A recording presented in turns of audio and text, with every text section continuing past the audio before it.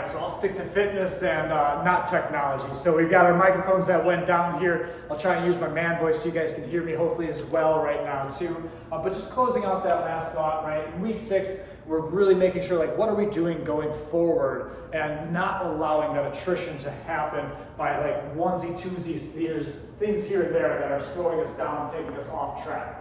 Now, there are some secrets to success. What I want you to know, though, is that we're not majoring in the minors with these things, right? All of the framework takes first priority. All of the day-to-day eating habits and the things that we're expecting week to week, those are the priorities inside of the challenge, right? The secrets to success are the things that are going to help build a little bit more support for you at home. These are the secrets that are going to help you feel a little bit more successful and take some of the difficulty, the edge off of this challenge. The first of these being, set a daily recurring reminder. I do the exact same thing as well too. I have a Google form that I fill out every single night of all the healthy habits that I expect myself to do. Crazy enough, most of them are the exact same thing you guys are doing, and then a few extra ones that I want to hold myself to. I literally just click it and the link pops up and I fill out the form and then I'm done. But what's great about this is that it puts first of mind the things that I'm committing myself to do in an eating habit wise. And then too, I can go back and look at those numbers and go, oh, you know what? Like, yep, no wonder why the scale's not moving the way that it should. It's because, you know, we've been having desserts twice a week, or, yep, we've eaten out twice and neither time did I make good choices, or, yep, haven't been preparing my food for lunch, and so I've been running to the grocery store, the village market, and eating more than I should at those meals, right? Like, that's the reason for the daily check-ins, is to see the trend of what we're doing. We want to measure the process and make sure we're sticking to the process, not just trying to achieve an outcome. Because when we chase the outcome without measuring the process, we're never going to create that lifestyle of healthy habits. And that's why we're going to track that for you. And again, we want to set that daily reminder so that you're doing it every single day. The other one that I really love with this is, like, even though your significant other may or may not be participating in this challenge, I want you to treat those date nights or those times out with them, even if it's with the rest of your family there. Treat it like those first few dates that you had when you're in that puppy love stage, right? Like, oh, you're adorable. But like with that puppy love stage, you kind of remember, right? And I'll pick on myself. I remember when Corey and I would go out to dinners and things like that. First off, I would eat before we would go. A lot of it had to do because I was broke, but also because I knew I wouldn't be able to afford to order enough food to be full. And I didn't want to look like a slob eating the real volume of food that I needed, especially at however 20 something years old that I was at that point in time. So I'd eat a little bit before. And then at dinner, I wasn't ordering the heaviest meal I could order either, right? I was ordering a light meal, and then we would be going for a walk afterwards because it was cute and romantic. Go back to those days, right? Those are those like days that we wistfully remember and are still nostalgic for. They didn't have to stop. We didn't have to make meals a thing when we go out on date night that put us in a coma or an opportunity to be like, woo, margaritas, and like binge on that side of it, right?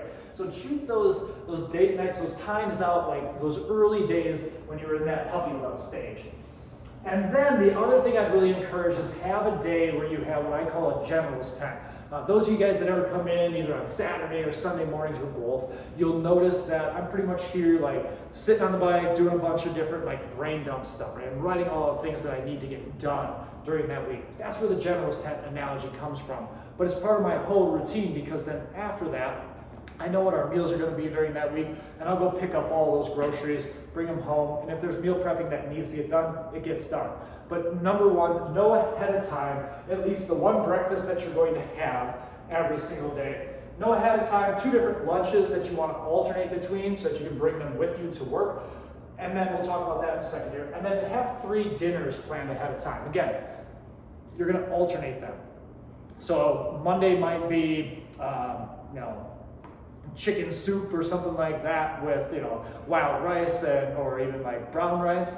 And then the next day might be a shredded chicken bowl, right? But you can alternate those things. So have a few different options available to you. Here's what I will say though, right? I'm very, very lucky where CJB prepares our dinners and I don't have to worry about that side of it.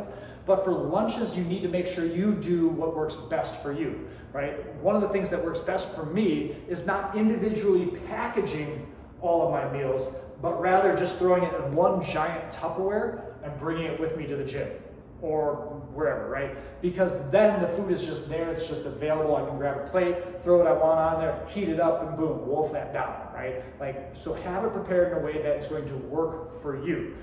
You may need like all the individual meals prepared. For me though, if I leave all those individual meals in the fridge, again, 4 in the morning as I'm walking out the door, I'm not remembering to grab a plastic tray of food. Nah, maybe I'll make it back home for lunch. That never happens, right? So that's where I want you to really make sure that you're prepared in whatever way and form works best for you.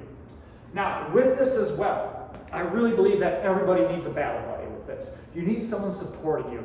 Obviously, you have the support of everybody in this room. You have the support of all the coaches.